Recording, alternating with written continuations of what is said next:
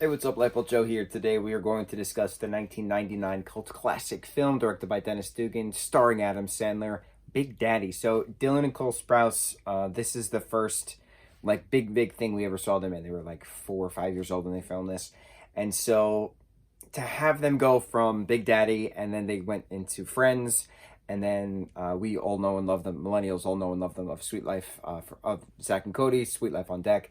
It's just so cool watching them all do these different things, doing different projects. Now Cole Sprouse has been on Riverdale for 5 seasons, however long it's been on. It's great watching them grow as you're growing. It's just so cool seeing it. I love it. So Leslie Mann is in this, Jon Stewart is in this, a bunch of other actors are in this, Steve Buscemi is in this.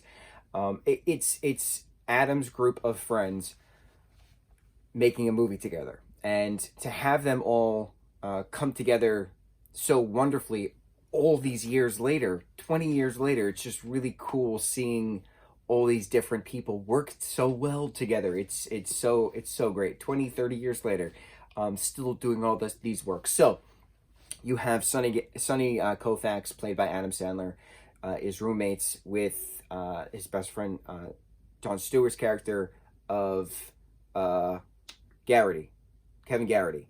And Kevin Garrity has this long-lost son, Julian, played by Dylan Cole Sprouse, who's dropped off at the doorstep. Kevin happens to be in China doing some, lawyer stuff at a firm. So Sonny, who's an irresponsible individual, is pretending to be Kevin. That way he can still keep Julian and try to do what's best for the kid, even though he's pretending to be somebody he's not, even though he's technically defrauding the state of New York in regards to this child service case. So it's a matter of what happens, what adventures ensue, what can Sonny teach young Julian about certain things, wetting the bed, peeing on buildings, about the sticks, how to tie his shoes, things, right? Scuba Steve is one of, Julian's favorite characters, his favorite toys. Scuba Steve's brother, Scuba Sam, convinces him to take a bath because he's now the smelly kid in school.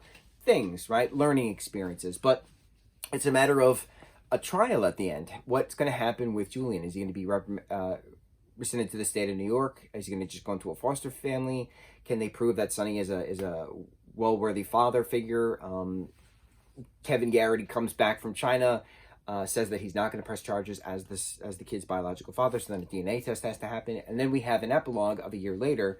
And so Sonny is married to Corinne's sister now, and they have a kid, and they've been Julian's been living with his father, with Kevin and his now stepmother, Leslie Mann's character, who's great, for quite some time. He calls her mommy.